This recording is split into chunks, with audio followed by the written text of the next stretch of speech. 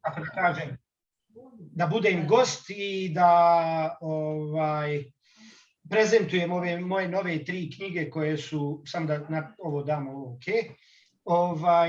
ali definitivno prema ovom naslovu o 3 nove knjige, to ću malo blic više dati od 2, a generalno ću samo o ovoj srednjoj, što bi rekli, najnovijoj, Jevreji, jevrejski hramovi, Elefantine i Leontopolisa, o tome ću govoriti malo intenzivnije i više. Dakle, ove 2 knjige sa lijeve strane, Menora kao simbol antičkog i modernog Izraela, tu knjigu sam objavio i izašla je prije nekih 5-6 mjeseci. Ova knjiga Jevreji, jevrejski hramovi, Elefantine i Leontopolisa, ona je izašla taze prije 10 dana i baš je ono friško i drago mi da ću sa vama podijeliti taj njen sadržaj.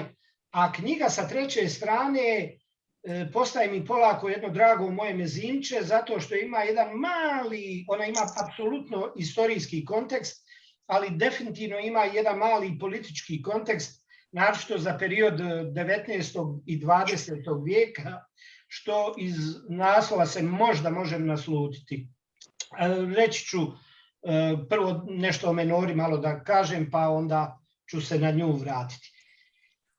Znači, ovu knjigu Menoru je izazvala moje interesovanje samim time što ne mogu da se sjetim da li se takmičim sa Zdenkom Drobnjak ili se ne takmičim, uglavnom ja u kući imam nekih 30-40 što Menora, što Hanukija i simpatična Zdenka Drobnjak zna često reći Arone, nikako da te stignem, gdje god nađem neku Menoru, kupim je, ne bi mi se povećao fond, ali nikako ne može da me stigne. Uglavnom, tema same Menore izazvala mi interesovanje zato što je, osim što je to najstariji jevrejski simbol, odnosno simbol koji se poistovjećuje sa Jevrejima, ona je do nekog 15. 16. vijeka bila i najrasprostranjeniji simbol, mada mnogi danas misle da je to Davidova zvijezda. Međutim, Davidova zvijezda jeste našla svoje mjesto u poistovjećivanju sa jevrejstvom, ali je Davidova zvijezda maltene dok je već 1500 godina postojala Menora, istina postojala i Davidova zvijezda, ali otprilike nekih 20 artefakata ima iz 3., 4. i početka 5. vijeka u Izraelu današnjem i na prostoru antičkog Izraela, da su na nekim grobovima ili grobnicama i na stubovima nekih antičkih sinagoga nađeni Menore, Davidove zvijezde. Ne Menore, ove Davidove zvijezde. Dok je u to vrijeme Menora i dan danas u arheološkom smislu kao artefakata preko 600 pronađenih prikaza Menora, bilo na podovima, mozaicima podova sinagoga, bilo na stubovima sinagoga ili na nosećim onim pregradama na ulazima, na glavnim vratima, na ukrasnim predmetima tipa medaljona, prstena, privjesaka, na onim lampicama za osvjetljavanje prostorija, ne mogu se sjetiti kako se one zovu, u nekom trenutku ću proći u sadržaju pa ću to pomenuti. U svakom slučaju, ona je definitivno najstariji simbol i definitivno dugo je trajala i u masovnoj je primjeni bila.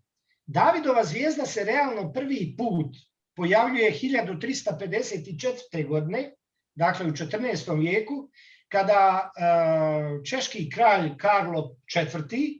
Donosi proglas da praški Jevreji moraju da nose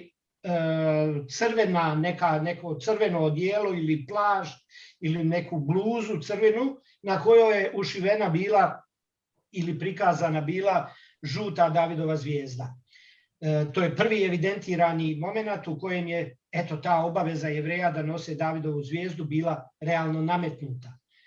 Da kažem Bogu hvala, Jevreji su tu nametnutu obavezu kroz vijekove nakon toga pretvorili u zadovoljstvo da to nose i jako se poistovjetili sa Davidovom zvijezdom i ona je postala u 18., 19. i 20. vijeku u stvari najupotrebljavaniji simbol jevrejstva, dok je menora u tom vremenu već polako izlazila iz te upotrebe u takvom smislu.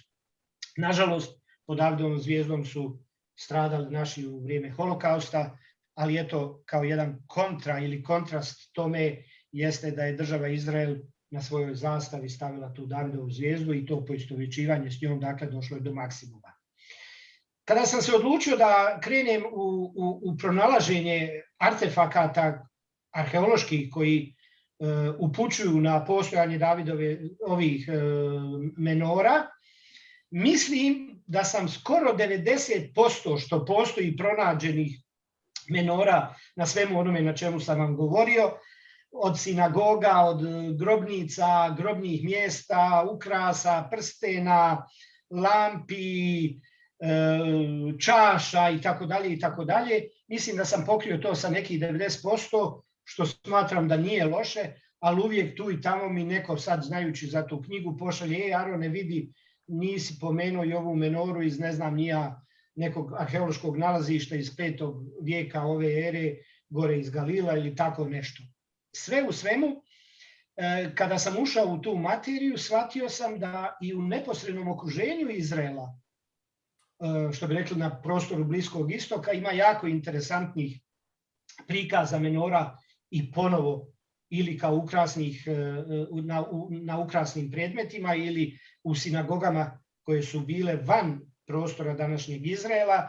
Govorim o prostoru Jordana, današnjeg Sirije, Libana, govorim o prostoru Sjeverne Afrike, govorim o prostoru južnog dijela Turske, onog priobalnog dijela prema Sredozemlju, i konačno govorim, u to vrijeme, naravno to nije bila Turska, u to vrijeme to je bila Mala Azija i prostor, tada je Vizantija već počela da se širi, i konačno na prostoru Rima, i to možemo jednostavno da kažemo da se to poklapa sa pravcima kretanja Jevreja poslije rušenja jevrejskog hrama i rušenja Jerusalema i pada jevrejske kraljevine Judeje u 70. godini,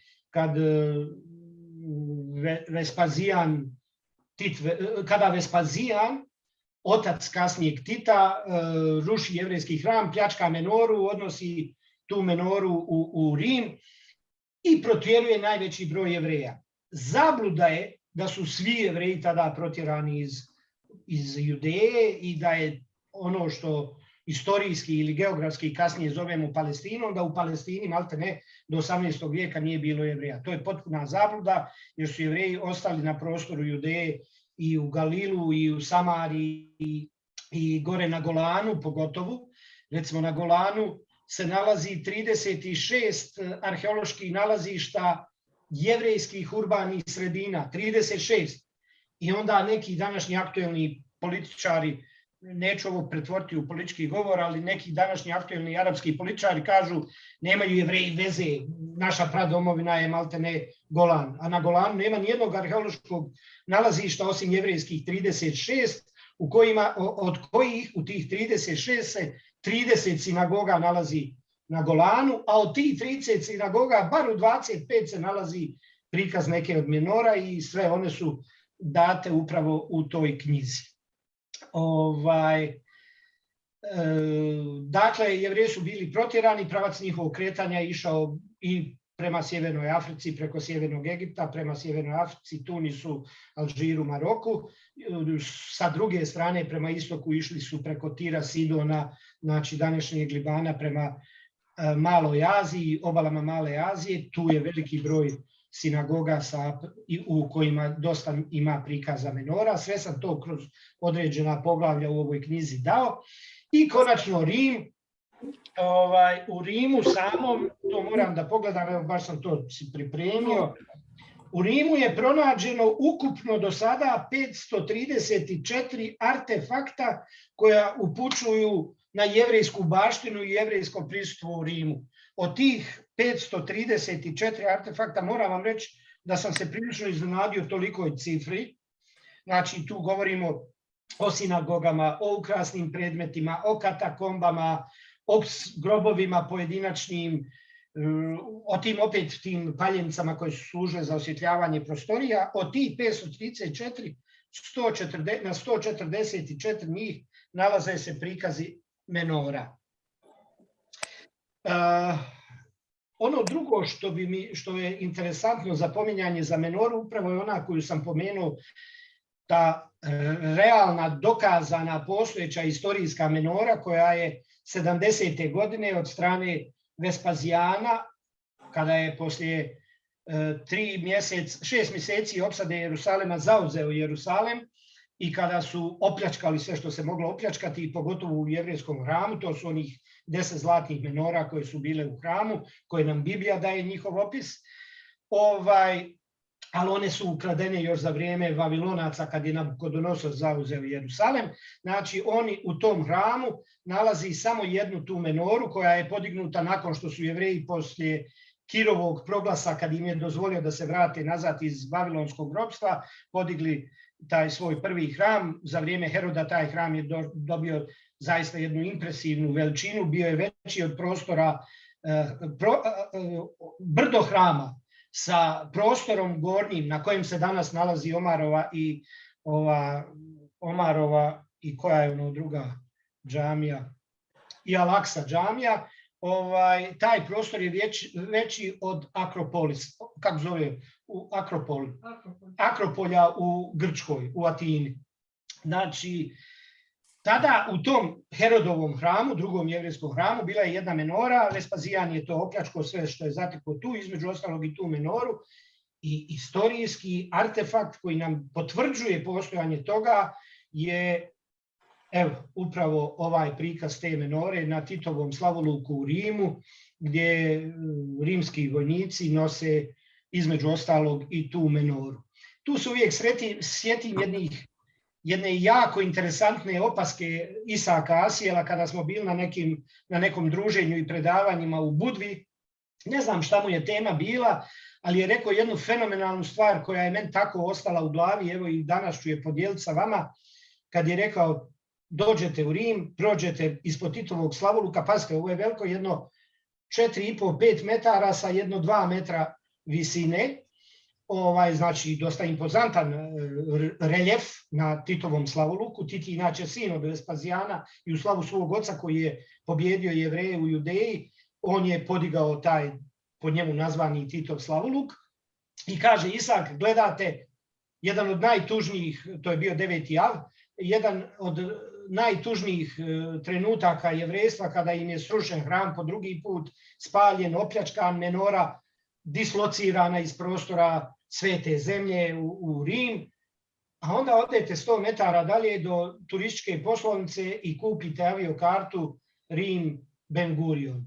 To je jedan stvarno fantastični kontrast koji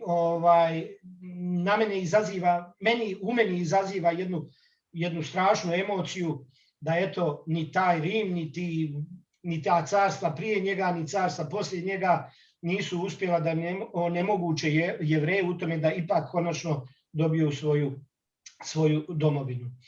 Kao što sam rekao, menora je jako mnogo bilo i mimo samog prostora današnjeg Izraela. Da, vrlo bitan moment vezan za tu istorijsku menoru. Šta se sa njom kasnije dešavalo? Ona je odnijeta u Rim i pohranjena je u paganskom rimskom hramu Mira. To se desilo znači 70. godine. Pazite, ja sam zaljubljenik arheologije, ja sam zaljubljenik antičke istorije i imam dojam kroz priču sa nekim ljudima koji su isto tako zaljubljenici tog antičkog vremena. Meni kad kažem da je nešto bilo 70. godine, onda kažem 192. To je meni kao da je bilo nakon 2 nedelje, 3 nedelje kasnije. A ono bilo nakon 120 godina kasnije. Ali to je, što se kaže, fakat i činjenica. Znači, 192. godine se dešava požar u tom hramu Mira, ta menora je izmještena, a onda opet, kad nastavljam dalje priču, nakon koliko je to 300 i nešto godina kasnije, 250 godina, nije 300, 255 godina kasnije, kada su vandali, a ja to govorim kao da se od dana do dana desilo, kao da je prošle nedelje pa ove nedelje. Znači, 455. godine ima zapisani trag da su Vandali kada su zauzeli Rim opljačkali između ostalog i jevrejsko blago koje su zatekli, koje je bilo hrama mira, i prebacili ga u svoj tadašnji glavni grad, da tako kažem, Kartagenu. Interesantno je da su Vandali evropski narodi i to je nekih 5 plemena koji su predstavljali Vandale. 2 od tih plemena su svoj vrhunac i najjači su bili i najčešće zapisani u istoriji su između ostalog na sjeveru Afrike na prostoru današnjeg Tunisa podigli taj grad Kartagenu. Drugi jaki njihov centar bio je na istočnoj obali Španije prema Sredozemnom moru, južno od Barcelone. U svakom slučaju, 455. godine ta menora dolazi u Kartagenu. I tako traje sljedeći, 80 godina, do 534. godine. U knjizi tačno navodim koji vojskovođa vizantijski u ime kog vizantijskog cara to čini i radi. Znači, Vizantija osvaja Kartaginu, poharuje ono što su zatekli od nje, između ostalog i tu menoru, i prenose je u Konstantinopolis, u današnji Istanbul. Prema istoričaru Prokopiju, evo kako ovdje piše, menora je 565. godine iz Konstantinopolja, iz Vizantije, opet prenijeta u Jerusalim i položena u neku od hrišćanskih svetih mjesta. Prokopije je bio vizantijsko-grčki istoričar i on je između ostalog napisao i knjigu koja se zove Ratovi Justinijana, vizantijskog cara Justinijana, i u poglavlju Vandalski rat on daje objašnjenje kako se desilo da ta menora, kako i zašto se desilo da ta menora iz Konstantinopolja ponovo završi u ovome, da kažem, Izraelu, u Judeji. I on kaže ovako u tom poglavlju: bilo je tu i srebra težine 1000 talenata i svega kraljevskog blaga koje je vrijedilo izuzetno velike svote. A bilo je i blaga od Jevreja koje je Tit, sin Vespazijana, zajedno sa drugim dragocjenostima donio u Rim poslije osvajanja Jerusalema. Znači, vrlo decidno navodi tu okolnost o toj menori. A to se desilo, znači on to govori, ne mogu sad tačno reći kad je ta njegova knjiga izdata, ali u svakom slučaju vrlo jasno govori o tome. I kaže dalje: i jedan od Jevreja, vjerovatno se radi o nekom od Jevreja koji je bio, da kažem, u dobrostojećoj poziciji u odnosu na vladajuću kuću tadašnjeg vizantijskog vladara i cara, što nije neobična okolnost. Znači, i jedan od Jevreja koji je bio u pratnji vizantijskog cara, vidjevši ove predmete, a koji je poznavao cara Justinijana I, priđe mu i reče: ovim predmetima ne priliči da budu položeni u palate vizantijske, jer zaista nije moguće za njih da budu bilo gdje drugdje osim na mjestu gdje je Solomon, kralj Jevreja, položio ih ranije. One su razlog što je Gejzerih, to je taj vandalski kralj, osvojio palate Rima, a sada rimska vojska pokorila Vandale.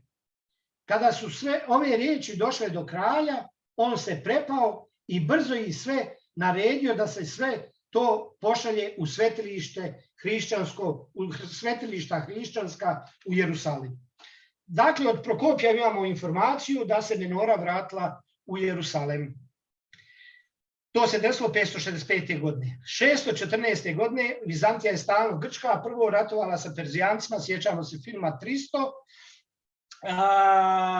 Međutim, tu praksu ratovanja sa Perzijom nastavila je i Vizantija, tako da je i ona u tim ratovima sa njima doživjela da 614. godine Perzijanci nadjačaju Vizantiju i 614. godine zauzmu Jerusalim. Ovdje se opet moram vratiti na aktuelni politički trenutak. Ovim čime se bavim, stalno dolazim u situaciju da vidim da su Perzijanci, znači Perzija iza vrijeme cara Kira, je bila blagonaklona, nije samo prema Jevrejima, Kir je bio blagonaklon prema svim porobljenim narodima i njihovim vjerama i njihovim kulturama i nije ih uništavao, naprotiv, ali prema Jevrejima je baš bio pozitivan dok im je dozvolio da se sa 2 svoja proroka vrate nazad u Jerusalem, da obnove, čak je naredio svojim vojskovođama da daju pare da se obnovi jevrejski hram u Jerusalemu. I evo sada 614. godine od dijela onih Jevreja u nemalom broju koji su ostali u Vavilonu, u Perziji sadašnjoj, 20.000 jevrejskih vojnika, i o tome postoji znači izvori i to ja u knjizi navodim, 20.000 jevrejskih vojnika polazi sa perzijskom vojskom i zauzima Jerusalem i Perzijanci tim Jevrejima, i oni idu pod vodstvom vjerskog vođe, sina vjerskog vođe u Vavilonu. Ja sad ovdje ne mogu tačno sjetiti njegovog imena, nije važno, istorijska je potpuno ličnost, i osvajaju Jerusalem i Perzijanci Jevrejima daju na upravu sljedećih 20 godina Jerusalem i njegovu okolinu. Nažalost, poslije toga Vizantija ponovo pobjeđuje Perziju, ponovo istjeruje Perziju i nesumnjivo je da su Perzijanci u tom trenutku popljačkali, što bi se reklo, sve što su mogli. Menora se više nije vezivala za Jevreje, jer nije bila u jevrejskom hramu ili u jevrejskoj nekoj ustanovi, nego je bila, to sam pomenuo i evo gore to piše, bila je na nekom od hrišćanskih svetih mjesta. Ta menora je ponovo opljačkana, odnijeta, vjerovatno pretopljena u zlato, jer i ona bila zlatna. I od tog trenutka sve priče dalje o menori su legende, nigdje više nema pisanog traga šta se desilo sa tom menorom. Šta još sam želio da kažem, evo ovdje ću ovako malo blic proći, ovo su najstariji prikazi menora na nekim od artefakata nađenih u Izraelu. Najstariji ovdje koji vidimo iz 1. vijeka prije nove ere, to ovaj lijevo, naravno sa dosta oštećenog artefakta koji predstavljaju 2 ploče dvije kamene ploče kamenog poda kuće jedne u Jerusalemu. Evo ovdje u temeljima jedne sinagoge nađen je također jedan kamen koji ne zna se tačno da li je služio za neko sjedenje ili odmor ili je imao samo neku ukrasnu funkciju i tako dalje. Evo fantastični prikaza menora na zlatnom nakitu. Ovo su ova gornja i ova ispod nje su jedna te ista, samo ovdje ova prikazana uvećana. Ova desno je sasvim jedan drugi privesak, ali opet sa menorom, vrlo lijepo. Evo tih prstenova od raznih, ovaj dole žuti od čilibara. Ovo su privesci, uglavnom ovaj desni krajnje gore je prsten jedan, u sredini. U knjizi o menori, znači za svaki od ovih artefakata piše gdje je nađen, koji je, iz kog vijeka i šta je. Je li prsten, privjesak i tako dalje. Na stubovima sinagoga, evo prikaza raznih menora u raznim, što se kaže, na vrhu samog stuba, gore evo na desnoj strani, ovdje dole opet na podnožju stuba. Ovo su podni mozaici gdje se također prikazuju menore. Ovdje imamo jednu jako lijepu, možda čak i po meni i najljepšu u jerihonsku, na hebrejskom jeziku, dole, ona iz 5. 6. vijeka, gdje dole ispod nje na hebrejskom jeziku piše mir Izraelu. Međutim, neću se mnogo više, ovo su pregradne potporne grede u nekim od hramova, sinagoga, jevrejskih i tako dalje. Ovo su na nadgrobnim pločama, prikazi menora raznih oblika i starosti. Jako je bogato nalazište, grobnica u Beit Shearimu koja se nalazi gore u Galilu, u stvari u južnom Galilu. Osnovano je to je jevrejsko naselje, osnovano u 1. vijeku, u 2. vijeku u njemu već postoji rabinska škola, u 3. i 4. vijeku počinju sahrane. To je dosta onako brdovit prostor, pa ima tako i tih pećinskih prostora i upravo u nekim od tih pećina koje su mogle da posluže za sahrane, pa su poslije vještački proširivane, počele su sahrane Jevreja.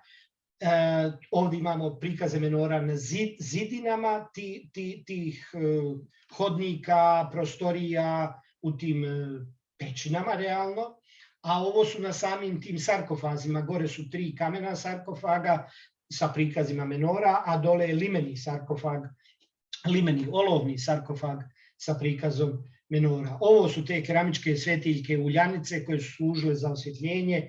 Ovdje lijevo, ova gore je najstarija, sad ne mogu ovdje tačno srediti koja je to godina, nije važno, idemo dalje. Na novcu, interesantno da na novcu je prikaz samo kod jevrejskog vladara Antigona II. Matatije. Odnosno, postavlja se pitanje zašto niko drugi, osim njega, niko drugih vladara koji su bili moćniji, jači i duže vladali od njega, zašto niko drugi nije stavljao menoru, pa je onda neki odgovor da to je zato što je menora smatrana previše svetom, da bi za te profane stvari bila korišćena. I interesantno, ona je još jedino korišćena, ali ne kao klasični prikaz menore, nego kao prikaz palminog drveta sa 6 bočnih grana i onom granom u sredini. Na novcu koji su štampali Jevreji koji su poveli drugi jevrejski ustanak, to je Bar Kohbin ustanak koji je trajao od 32. do 35. godine. Današnji Izrael samo je na 2 manje vrijednosti novčance prikazao menoru, to su agaroti od 10 agarota i od 5 agarota je prikaz one menore koja je baš iz hrama, najviše podsjeća na onu iz hrama 70. godine koji je opljačkan i odnijet u Rim, a ova je jedna od ovih od Antigonovog novca, pa njen prikaz taj od 10 agarota te menore. Naša draga Barbara je na nagradnom konkursu Saveza, više se ne mogu sjetiti koje godine, dobila nagradu za svoj rad sinagoga u Dura Europi. Dura Europa je, kao što ovdje i piše, nalazi se na sjeveru Sirije, na rijeci Eufrat. To je bio grčko-rimski i antički grad. I 193. godine u njemu je otkrivena sinagoga koja je iz 244. godine i od 58 sačuvanih zidnih slika. Pazite, to nisu bili reljefi ukucavano u zidinama ili u kamenu ili u krečnjaku, nego bukvalno nekim bojama, šta ja znam, od cvijeća, od korijenja nekog, od nekih materijala koji su puštali boju. Ima 58 sačuvanih zidnih slika, od kojih je na 3 sadržana i menora. Barbara, bravo za ovaj rad. Ono što je meni jako interesantno i u knjizi uzima nekoliko više strana, prikazi menora u likovnim dijelima, ja mislim da sam ih predstavio sve što sam mogao naći. Nakon objavljivanja knjige našao sam još jedno, ali eto, što kažu halal mu, da sam Bog donašao ranije, stavio bi tu sliku. Ovdje su slike, uvećane slike koje su inače mnogo veće. Ova desno upravo od Francesco Hayeza prikazuje pljačku Rima 70. godine kada je ta menora opljačkana i odnijeta u Rim, što poslije vidimo na Titovom slavoluku. Napoleon je bio dosta blagonaklon prema Jevrejima, čak i na prostoru Balkana i u Dubrovniku.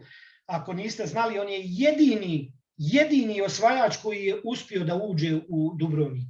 Niko nikad nije ušao fizički u Dubrovnik i nije osvojio Dubrovnik, jer su Dubrovčani bili vrlo vispreni i pametni i bogati, pa su tu svoju slobodu plaćali, a jedino je Napoleon, ali pametnim pregovorom, na miran način ušao u Dubrovnik i postoje u jevrejskoj zajednici u Dubrovniku zapisi da je, to je 1800, slika iz 1806, ja ne mogu sad tačno reći, jer on ušao 50 godina ranije ili 100 godina ranije i tačno i ne znam kad je Napoleon živio, ali u svakom slučaju imaju zapisi da je bio vrlo naklon prema Jevrejima i vrlo interesantno da je i ova slika anonimnog autora iz 1806. prikazuje upravo Napoleon daruje slobodu Jevrejima i sa prikazom te menore.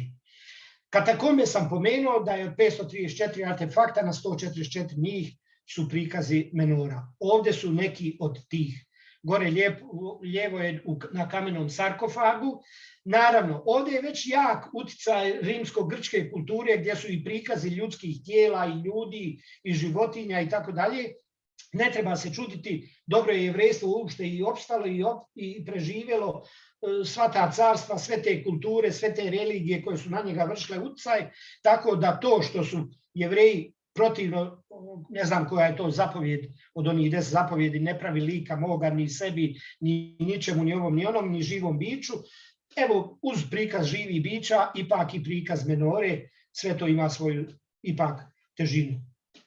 U modernoj primjeni menora sa lijeve strane nalazi se pred zgradom Kneseta i ona je poklon parlamenta Britanije, Velike Britanije, Kraljevine Britanije, 54. valjda godine.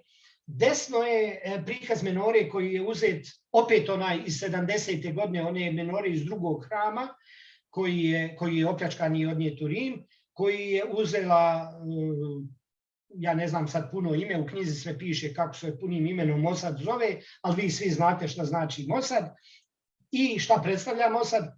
I konačno grb države Izrael, upravo sa prikazom isto te menore, ima, eto, država Izrael je menoru uzela za svoj formalni simbol. Ono što je lijepo, interesantno i bogato jeste da je Salvador Dali, poznati, šta je on bio, španski slikar i skulptor, poklonio Izraelu, tamo piše i koje godine i kada sve i uz koje riječi je poklonio, ne bi da vas zadržavam, vrlo lijepo jedno pismo je napisao u tom svom poklonu, gdje je rekao, ajde, iskorišću ipak da možda pomenem šta je napisao.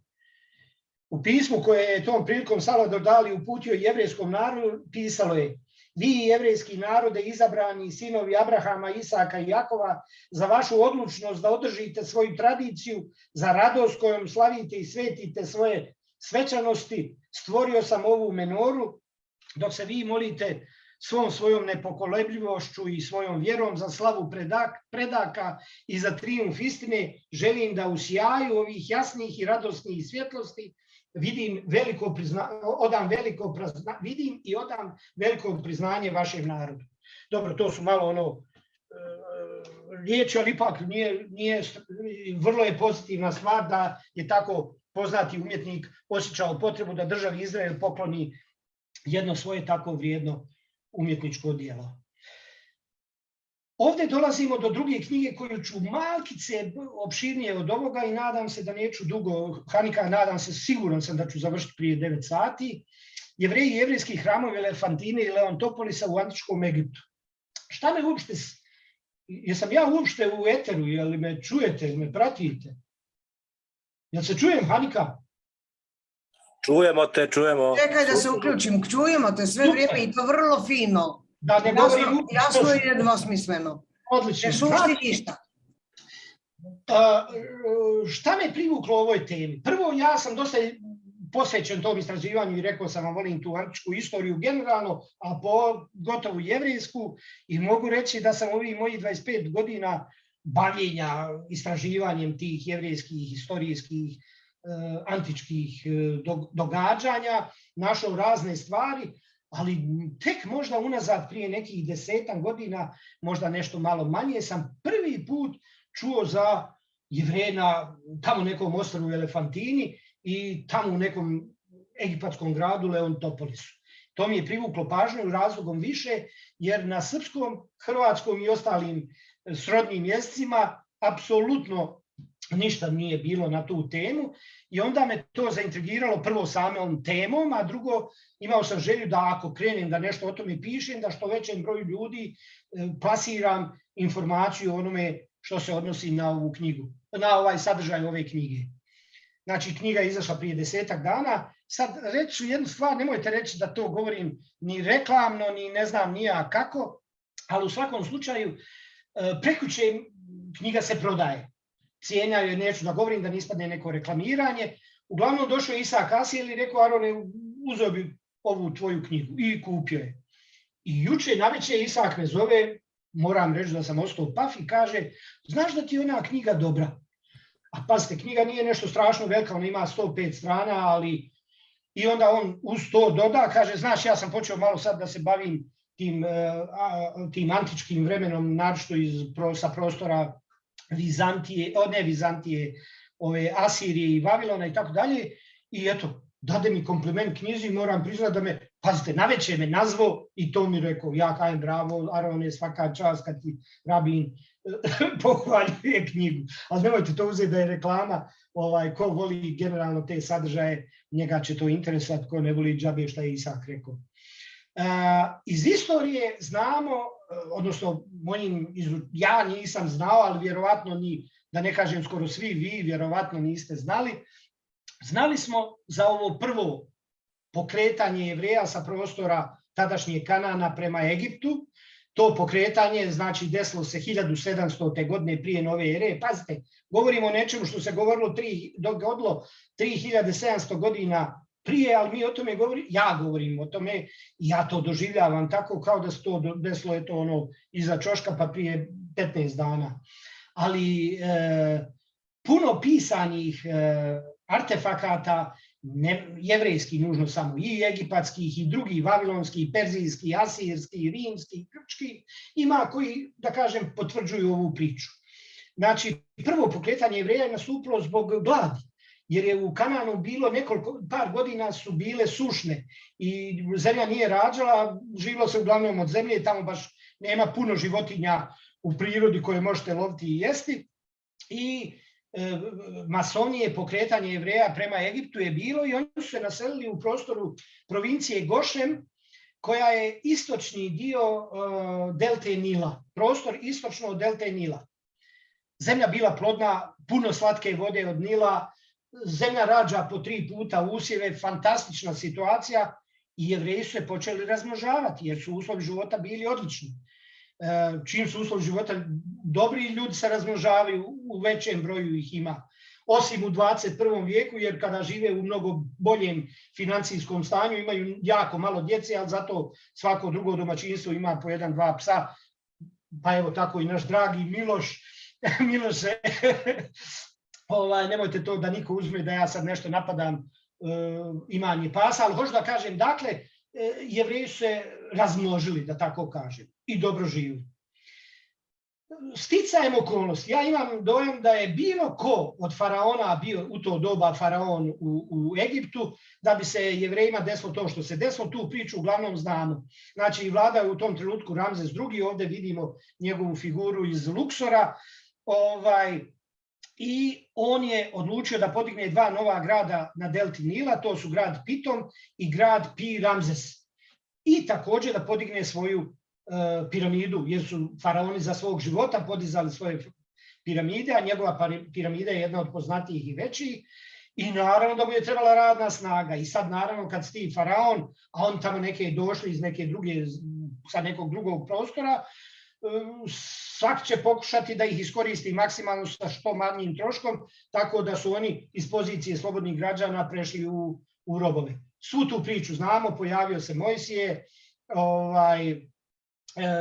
Bog jevrejski zaprijetio faraonu, pusti Jevreje da se vrati u svoju domovinu. Pod vodstvom Mojsija Jevreji izašli, 40 godina lutali Sinajem, dobili na Sinajskoj gori, Mojsije je dobio 10 Božjih zapovjedi, preko rijeke Jordan, pomrla ona generacija koja je bila u ropstvu, preko rijeke Jordan, čak ni Mojsije nije ušao u Kanaan nazad, on je umro na jednom, i tu mu je i grobnica i dan danas se nalazi, preko rijeke Jordan ušli na pravcu Jerihona i tako Jevreji se ponovo vratili u Kanaan, odnosno ono što će kasnije postati Izrael.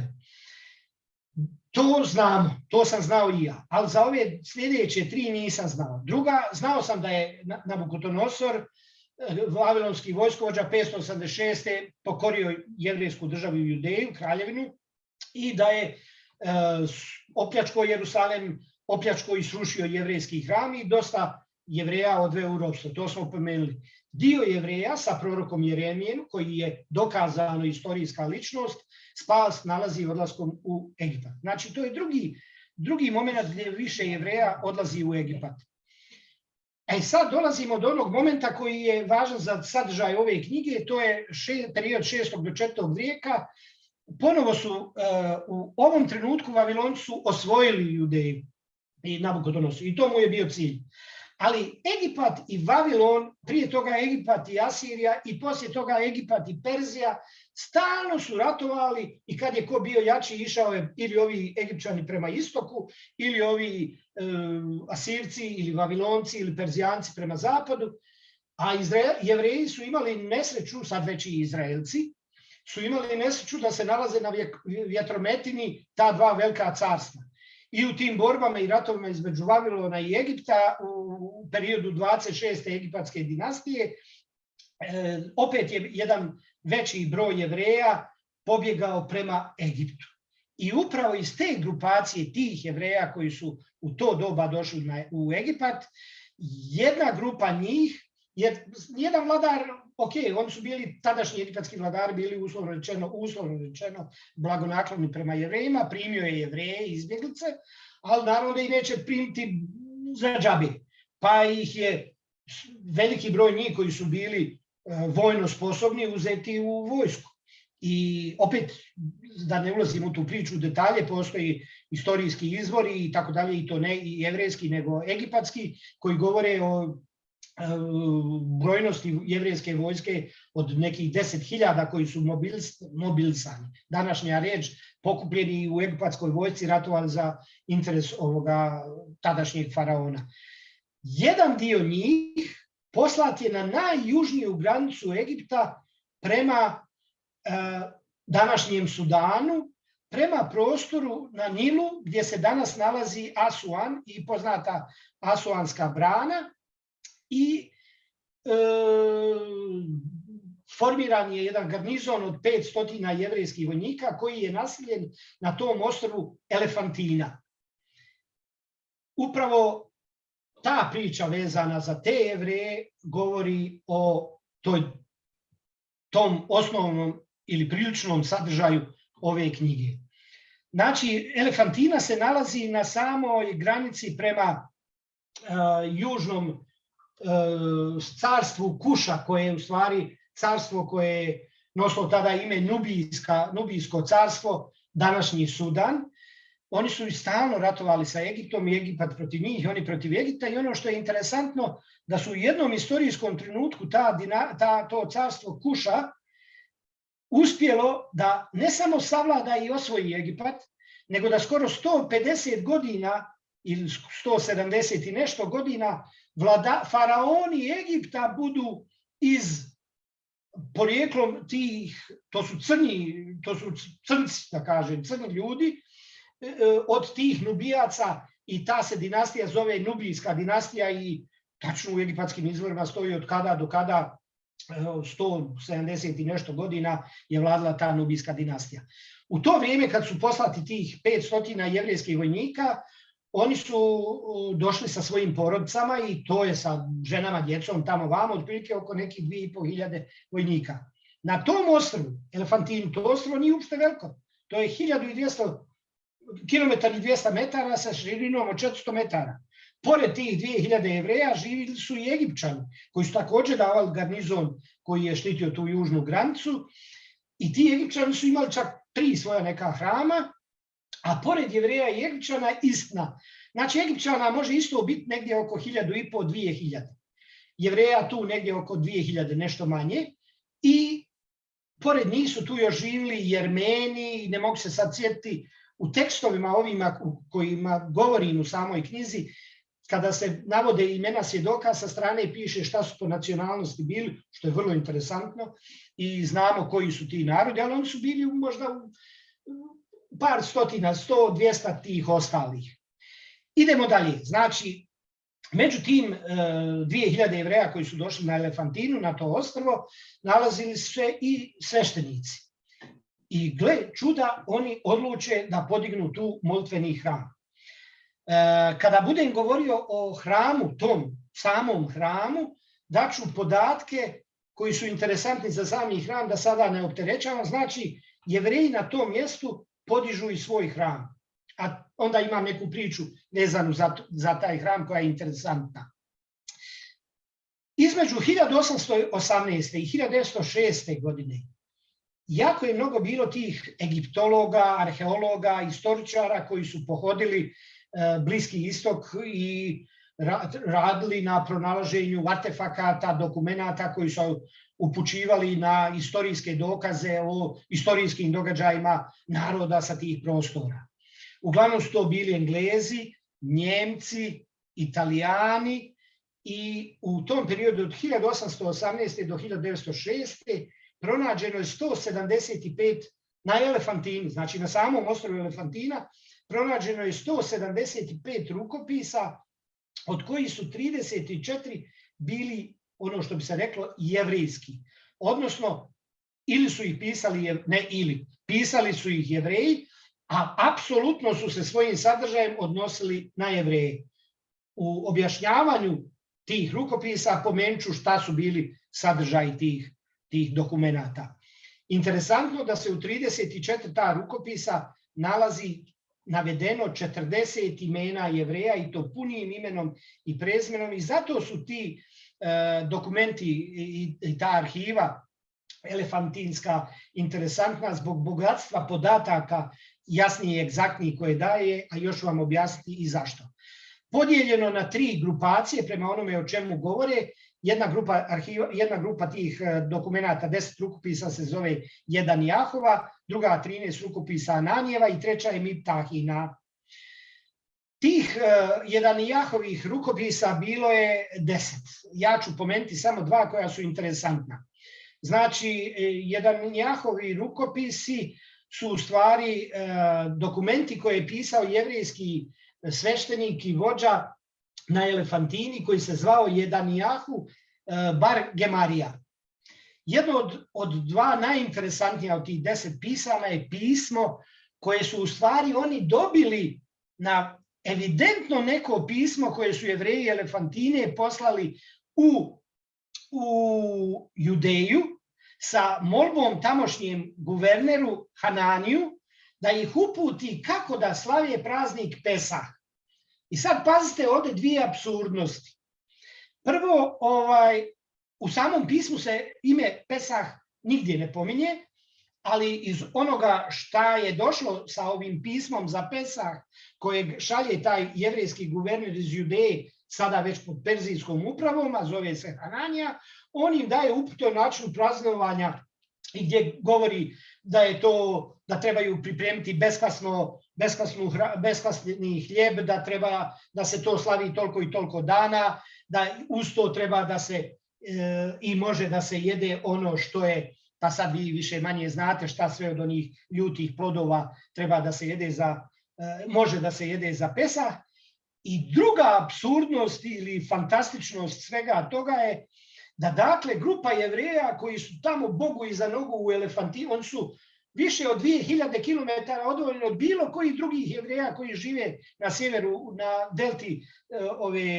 delti Nila prema Sredozemnom moru i oni imaju potrebu da slave praznik Pesah, praznik Pesah koji slavi izlazak Jevreja iz Egipta.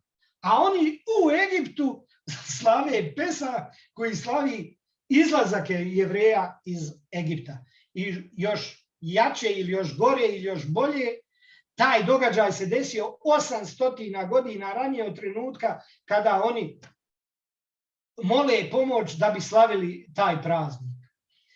Meni je to fantazija, ne zato što pripadam tom narodu, nego ta upornost jevrejskog naroda da i poslije 800 godina uopšte im pada na pamet da slave taj neki praznik koji slavi nešto što se desilo ili pominje nešto što se desilo prije 800 godina, a pogotovo to što si ti Jevrej koji živi u Egiptu, a slaviš izlazak iz Egipta. Idemo dalje. Svi ti dokumenti, svi su na aramejskom jeziku. Aramejski je u to vrijeme bio, da ne kažem ono što bi danas rekli, jezik diplomatije, ali je definitivno bio jezik masovno rasprostranjen, pa su njime govorili i Jevreji. I govorili i pisali. 419. je godina i to je 419. se godine desilo. Drugi interesantan dokument iz te arhive, pazite, ti dokumenti su ekstremno precizno pisani 25. novembar 407. godine prije nove ere.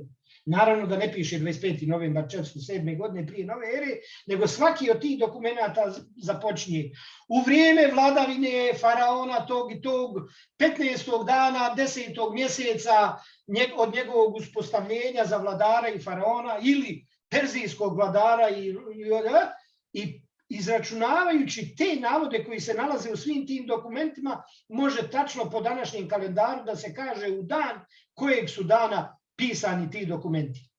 Ovo pismo, zahtjev Bagoji, je pismo koje šalje ovaj jedan Jahu, po kojem cijela arhiva od tih, koliko sam rekao, 11 dokumenata nosi ime, šalje izvjesnom Bagoji, koji se čak pominje i u Bibliji. On je upravitelj, perzijski upravitelj u Judeji, sa molbom da se pomogne i finansijski i politički, jer je on perzijski upravitelj, a Perzija je u to vrijeme osvojila Egipat, zauzela Egipat i ostavila one Jevreje dole u Elefantini da sada služe njima kao vojska i kao garnizon. A rekao sam da su istorijski ti nekako odnosi Perzijanaca i Jevreja stalno bili afirmativni do dolaska Hominija prije 50 godina, kada su ti odnosi, nažalost, malo ima logike, veze i sa religijom koju su Perzijanci preuzeli u nekom trenutku, a vi znate koja je, ali ja ne želim da o tome govorim u negativnom kontekstu. Hoću samo da kažem da od dolaska Hominija na vlast i njegovog on je zamijenio pan-arabizam koji je postojao krajem 20 ili sredinom 20. vijeka, on ga je zamijenio pan-islamizmom, ali ga je preveo u previše ekstremnu varijantu koja je dovela do toga da su sada odnosi Irana i Izraela ekstremno loši, a istorijski gledano 2000 godina ti su odnosi bili fantastični. Vraćamo se temi, znači oni mole njega za šta se desilo kada su Perzijanci, ratujući sa Egiptom, počeli pobjeđivati i počelo biti evidentno da i pobjedili Egipat i zavladali Egiptom, a ostavili ove Jevreje da oni i dalje budu vojska njima dole na južnoj granici. Oni Egipćani koji su živjeli na Elefantini su bili i bijesni, i ljubomorni, i ne znam šta da kažem, možda i, ne znam, da ne kažem i opravdano i neopravdano, i oni su znatno oštetili taj hram jevrejski u Elefantini i sada se Jevreji obraćaju Bagoji sa molbom da on financijski pomogne da se taj hram obnovi. Idemo dalje. Ananijeva arhiva, 13 rukopisa. Ovdje ono što je interesantno je ova priča otkrivanja tih rukopisa. Znači, otkriveni su 1893. godine, što nije tako skoro, od strane njujorškog novinara i egiptologa Charles Edwina Wilbura. Istražujući na Elefantini i u Asuanu, on otkupljuje 17 rukopisa za koje će se mnogo godina kasnije ispostaviti da su 13 od njih jevrejskog sadržaja. I ne samo za njih, nego za svih 17. Zašto? Zato što kada se on sa tog svog puta vratio u Pariz, umire naglo u hotelu 1896. godine, znači 3 godine nakon što je boravio u Elefantini i otkrio te rukopise.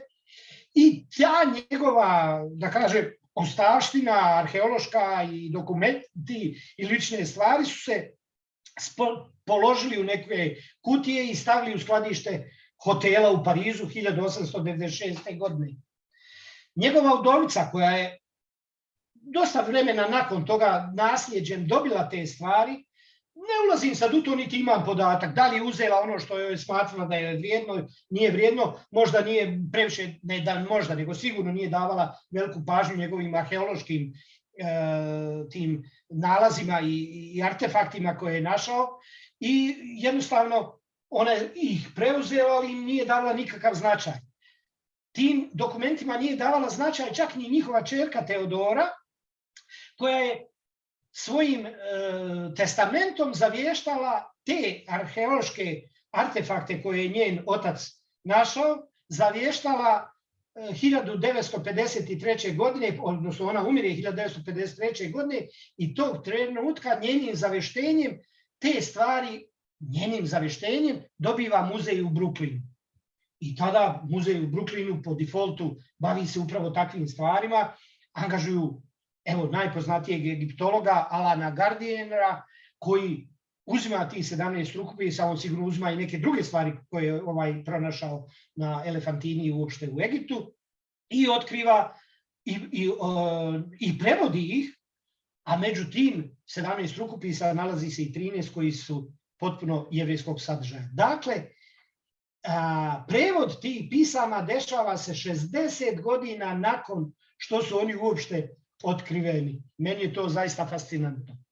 Koliko istorijsko-arheološki ima vrijednost između ostaloga i ta pisma, govori i okolnost da je taj Bruklinski muzej koji je dobio u nasljeđe ta pisma 2002. godine organizovao jednu prekrasnu, evo možete vidjeti, to su veliki, pazite, ovo je opet nekoliko metara sa nekoliko metara vizuelni prikazi tih, nema njih mnogo, to je, kako sam rekao, 13 rukopisa, nema njih mnogo, ali su definitivno dali ekstremno značaj tome i tu su izložbu nazvali Jevrejski život u antičkom, ja sve dajem detalje, to je bilo od februara mjeseca do maja mjeseca, 3 mjeseca je trajala ta izložba pod naslovom Jevrejski život u antičkom Egiptu, porodična arhiva iz doline Nila.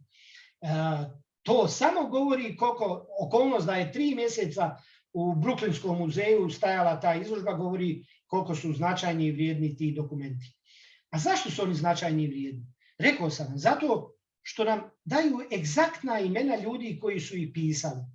Daju egzaktne datume kada su oni napisani.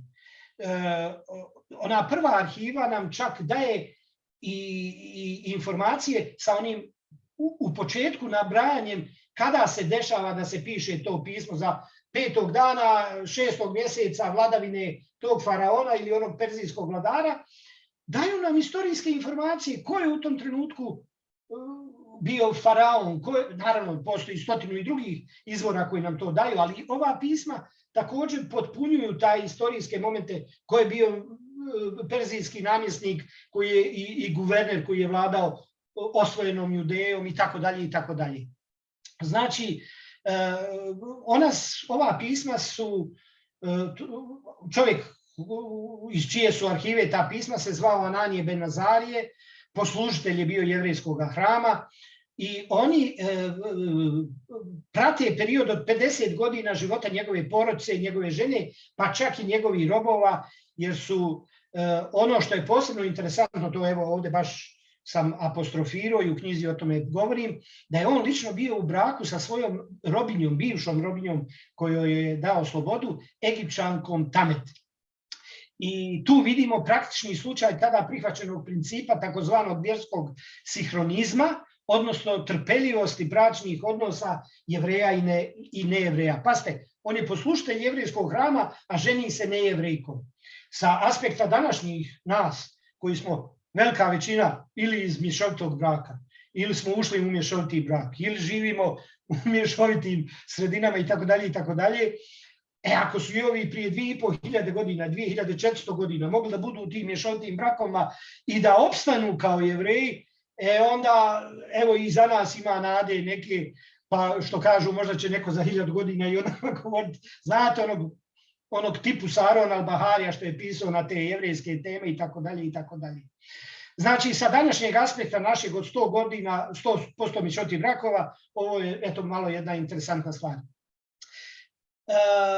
Među tim dokumentima koji su u toj arhivi su između ostalog i njegov bračni ugovor sa tom Tamet.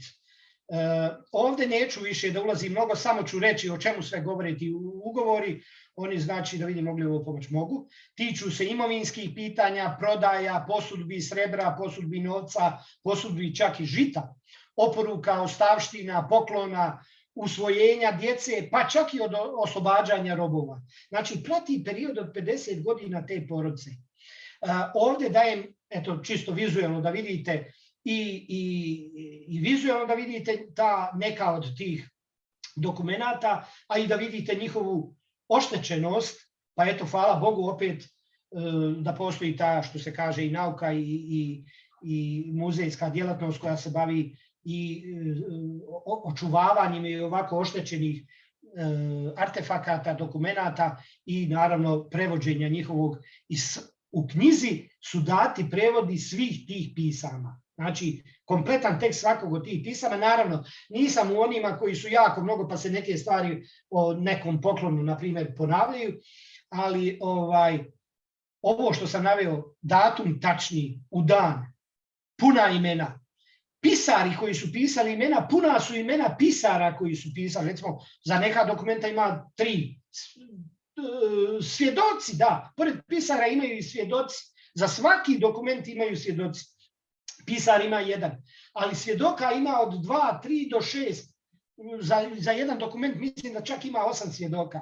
Uz puno ime svakog svjedoka stoji sa strane i šta je po nacionalnosti. Mislim, Jevrej, Egipćanin, Jermenac i ono ostalo što ne mogu sad da sjetim šta još ima, možda 2 neke nacionalne neke odrednice tadašnjih naroda koji su u to vrijeme živjeli na tom prostoru.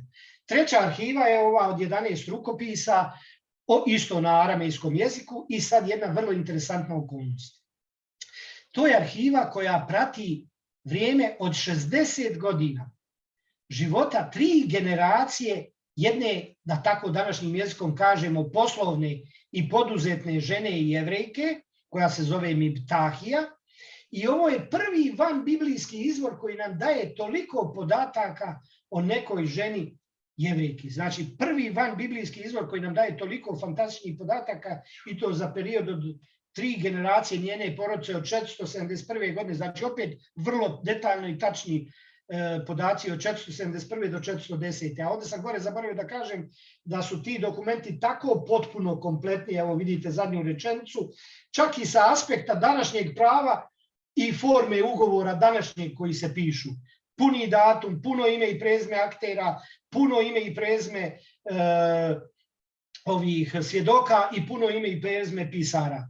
To isto se dešava i sa ovom Miptahinom arhivom i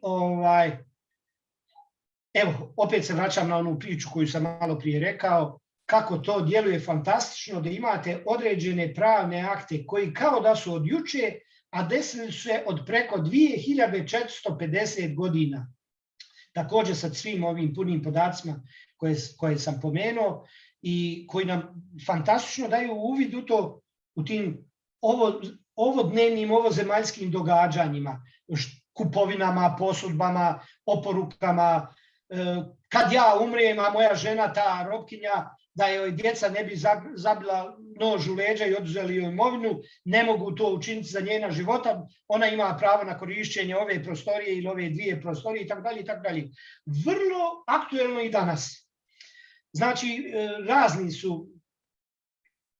Da, jedan od tih dokumenta, evo to je ovaj zadnji pasus, interesantno znači i u njemu vidimo, govori se o tom ugovor koji pominje dozvola za gradnju zida. Znači, Miptahija ima neko od Miptahijeve porodice, gradi neki zid na svom posjedu, hoće da ga ogradi i taj zid se graniči sa posjedom onog jevrejskog hrama kojeg smo pominjali na početku iz Elefantinije, što je također još jedna potvrda i ne samo potvrda, nego u knjizi to jasno piše, taj zid je dugačak ne znam toliko metara, naslanja se na plac od jevrejskog hrama koji se nalazi, lupam, 8 metara nakon od zida se nalazi zid samog hrama i tako dalje, daje nam tehničke podatke koji su vrlo interesantni. Tu su i zavještenja kuće na ćerku, dodjela pravne svojine zeta, ovo je vrlo interesantno, to bi ja mogao podijeliti sa mojom puncom, ugovor o zarukama, poklon kuće kćerci, raspodjela robova i tako dalje. Možda ćete se iznenaditi, ali jednostavno Jevreji dakle žive na prostoru gdje imati roba u to vrijeme bilo normalno, tako da jebeš ga kad živiš nekoliko stotina godina na tom prostoru gdje je to tako, onda i ti imaš robove. Sad, posebno poglavlje u knjizi sam posvetio oboma hramova. Jedan je ovaj u Elefantini, na ostrvu Elefantini, a drugi je ovaj u Leontopolisu. Sad, šta je interesantno? Kada je 6. vijek prije nove ere, znamo da je 586. godine, to je također 6. vijek, perzijski vladar Kambis, 586. godine je Nabukodonosor srušio jevrejski hram u Jerusalemu, to je prvi jevrejski Solomonov hram, a 525. godine perzijski vladar Kambis osvaja Egipat, a podatak nam znači govori da je jevrejski hram već tu postojao. Zašto ističem riječ hram?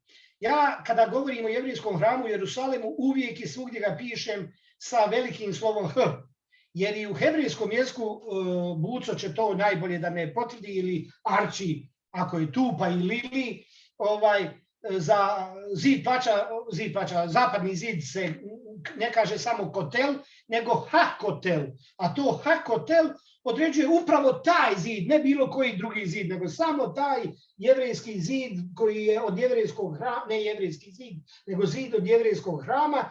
Tako, ja kad pišem o jevrejskom hramu u Jerusalemu, uvijek pišem sa velikim H, i u to doba nije bilo sinagoga.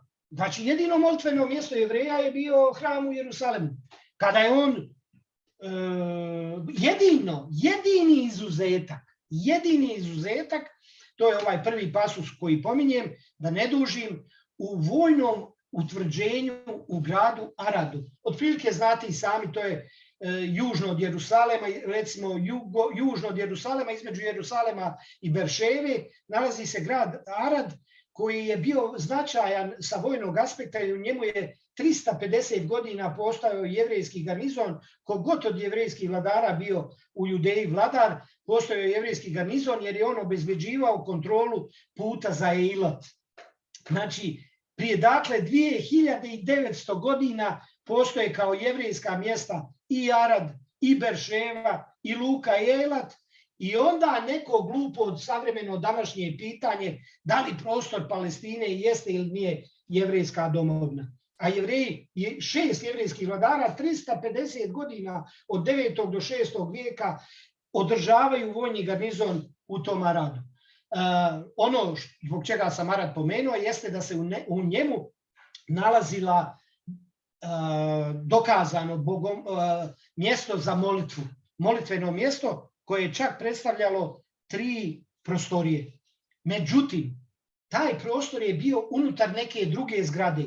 Kao što recimo u Subotici, kao što znate, dobro, ima ona velika sinagoga koja je sad obnovljena i tako dalje, ali dok nije bila obnovljena ta sinagoga, 50 godina, 60 godina naši prijatelji iz Subotice su jedan prostor unutar svoje jevrejske opštine koji je u prostoru neke građevinske zgrade, građevine, i neki prostor, jednu prostoriju su odredili da ona bude molitveno mjesto, da bude ono što bi rekli sinagoga. Isto tako se i ovdje u Aradu dešava, znači 3 prostorije su određene da budu molitveno mjesto za Jevreje. I to i još jedno, sada neću da vas opterećavam, su jedina do sada dokazana mjesta Jevreja za molitvu mimo hrama u Jerusalimu.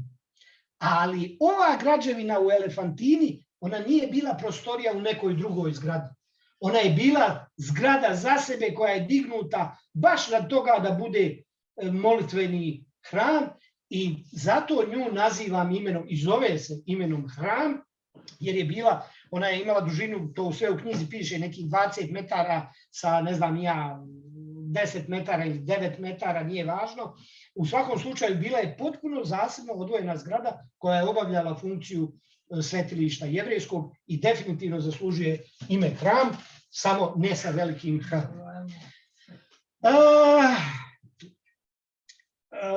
Pismo Bagoj sam pomenuo, znate šta se desilo. Leontopolis, ovdje je interesantno, to je ona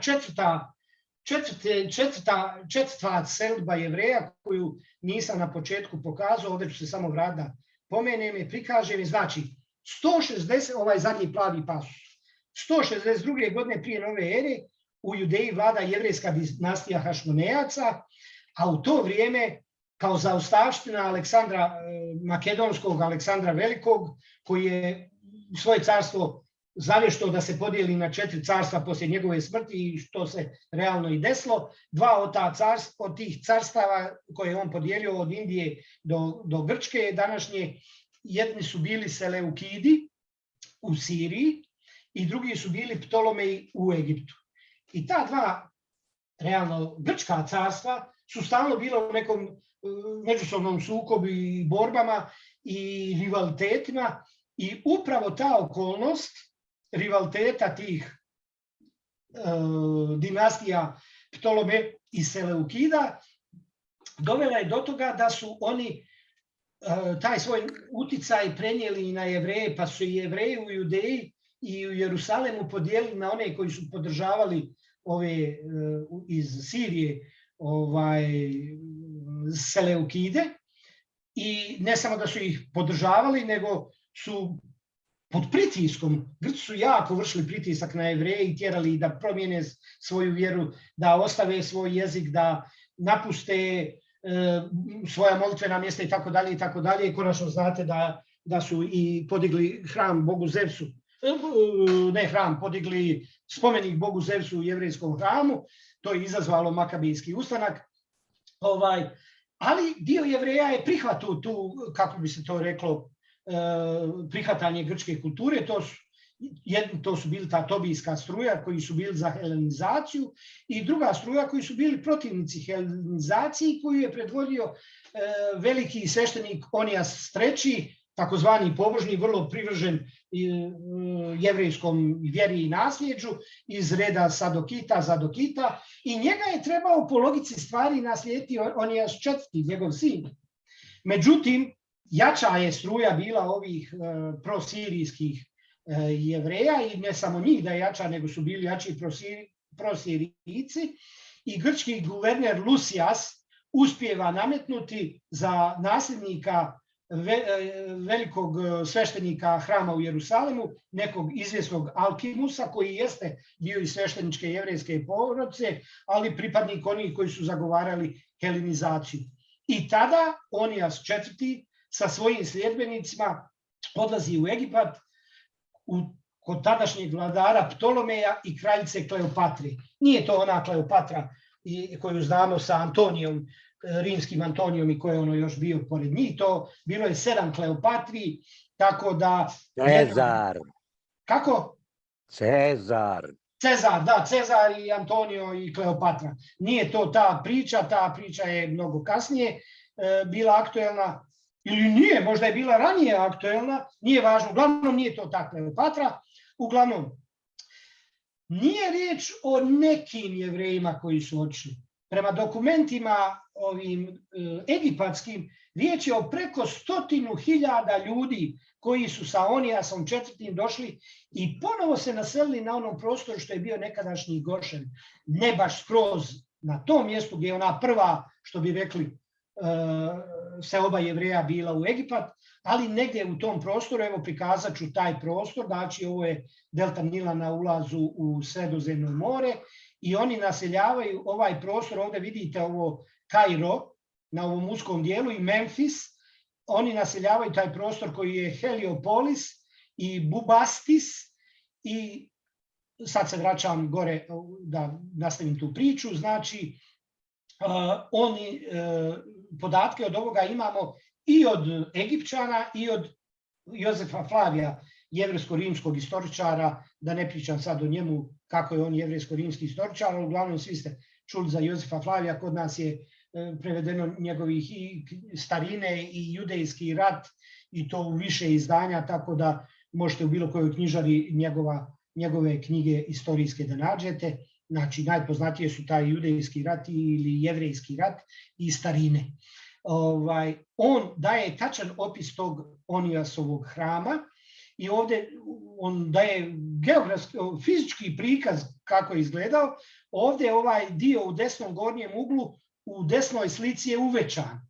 Znači, s lijeve strane se nalazi hram Ramzesa III, pa hram Ramzesa II, a uz njih, evo uvećano desno, se nalazi taj takozvani Onijasov hram u Leontopolisu. Samo da vidim je li gore još nešto ima što bi trebalo pomenuti. Nemojte da ste nervozni, dolazi kraj. Iako je postojao politički i vjerski interes da i kod Egipćana i kod Onijasa IV. Ta zemlja je čak nazvana znači u starim dokumentima se taj prostor naziva Onijasova zemlja. Ovdje je bukvalno prevod na engleskom, ali realno u staroegipatskim dokumentima se taj prostor počeo nazivati Onijasova zemlja. Su oni tu nastavili živjeti stotinama godina. I to u velikom broju. I on je njima dodijelio i zemlju tim Jevrejima, tih 100.000 što je došlo, a 20.000 ih je dignuto u vojsku. Znači, interes je bio, uslovno rečeno, obostrani. Ovi jadnici bježali, pa došli, pa gdje su došli, ali su bar dobili gdje da mogu biti, dobili su i zemlju. Nekoliko više desetina jevrejskih naselja je podignuto na tom prostoru. Pomenut ću da i danas u arapskim toponimima postoje imena koja aludiraju na jevrejsko selo, jevrejsko naselje, jevrejsko ono i tako dalje. Znači, i Onijas IV je želio da se vrati, da zaista postane veliki sveštenik hrama u Jerusalemu. Egipćani su imali interes da se sa korišćenjem tih 20.000 jevrejskih vojnika također sa svojom vojskom vrate i povrate, da kažem, svoj uticaj, da ne kažem okupaciju Judeje, da oni zauzmu Judeju.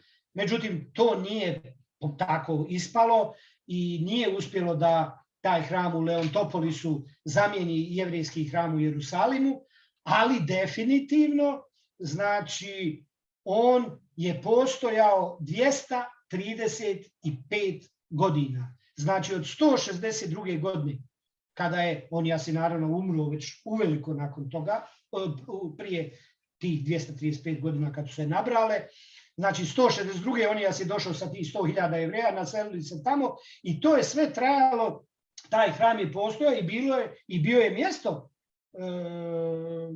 opet hram sa malim h, jer je bila odvojena prostorija, odvojen prostor i sve do 73. godine kada rimski car Tit Flavije Vespazijan, koji 73 godine ranije ruši Jerusalem, ruši jevrejski hram, pljačka jevrejski hram i onu menoru odnosi u Jerusalem, kao kaznu Jevrejima zbog njihovog tog prvog ustanka gdje su mu oni pružili otpor koji je trajao 66. do 73. godine, on daje naredbu da se taj hram poslije 235 godina njegovog postojanja sruši. To bi bilo to što se tiče te ove posljednje knjige. Ono što ću samo kratko da vam još kao opštu informaciju prenesem je vezano za 3. knjigu i vrlo brzo ću to blic. Ovo je pilot naslovne strane kako će ta knjiga izgledati. Ona istorijski prati, znači, prostor današnjeg Izraela od perioda kada se zvao Kanaan, pa kada je postao kraljevina Izrael, pa kada se podijelio na Judeju i sjevernu kraljevinu Izrael, pa je nosio ime pa je onda 135. godine dobio od strane Rimljana zbog drugog jevrejskog ustanka naziv Palestina, koji je opet došao od jevrejskog imena Pilisti, za narod koji je sa južno-grčkih mora, koji je kao jedan od naroda sa mora pokušao da osvoji Egipat, pa nisu uspjeli, pa onda pobjegli prema onom što je danas pojas Gaze, pa gore do Aškelona i Aždoda. U svakom slučaju, znači, prolazim sve etape kako se taj prostor današnjeg Izraela istorijski šta je doživljavao i kako se zvao, ali priznajem da vrhunac te knjige će biti ono što je vezano za ime Palestina i time završavam ovu moju priču o te 3 knjige. Znači, knjiga, ja sam je sadržajno završio, ona ide sada na prelom, radim na tome da jedna draga poznata ličnost bude njen recenzent ili pisac pogovora ili predgovora, a vidjet ćemo šta će biti, ali taj dio vezan za Palestinu i ime Palestina, kada sam krenuo da to radim i što sam više kopao i više ulazio u materijale, više sam ostajao i ja frapiran, iako sam opet, vraćam se na ono, neko ko dosta zna o toj istoriji, čak i novijeg Izraela i 18., 19., 20. vijeka. I ovdje da skratim i tu ću vam samo dati taj podatak. Znači, do 1964. godine, kada je formirana Palestinska oslobodilačka organizacija, poslije Drugog svjetskog rata, znači od 1948.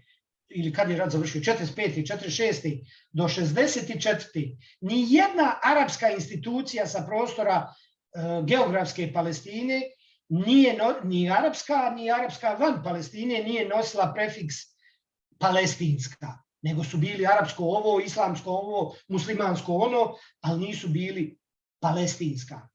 Samo su 4 institucije koje su dosta kratko trajale i nije važno, jedno radničko udruženje arapskih radnika u Palestini je nosilo prefiks palestinski, ali i to je bilo ono, eto, više geografsko određenje nego što je bilo nacionalno određenje, a Jevreji su osnovali što u Palestini, što van Palestine, u Americi, u Engleskoj, u Švajcarskoj, ne mogu se sjetiti, u Njemačkoj, 70 institucija koje su bile ili novine, ili udruženja, firme koje su se bavile građevinarstvom, firme koje su se bavile poljoprivredom, firme koje su se bavile prevozom, bankama, raznim institucijama, 70 jevrejskih institucija, filharmonija, palestinska filharmonija muzička je nosila ime Palestinska filharmonija, a činili su isključivo i samo jevrejski umjetnici koji su je i osnovali, koji su čak radili turneje u Aleksandriju i u Kairu i imali koncerte u Aleksandriji i Kairu. Dakle, 70 institucija je imalo prefiks palestinski, tako da ono današnje forsiranje da reći da je Palestina i da ako postoji neko ko se osjeća i zove Palestina, da je onda Palestina palestinska, apsolutno ne odgovara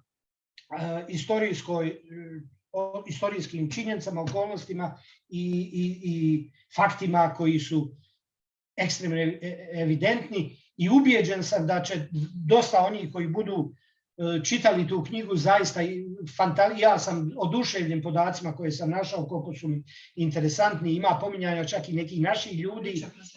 Biće, ako Bog da, inšallah, knjiga će izaći valjda do kraja ove godine, a iduće godine negdje može biti njena prezentacija. Eto, malo sam utušio, koliko sam tušio? Sat manje, počeo sam u 20 do ili 15 do sat i 15 minuta, pa nije tako strašno. Eto.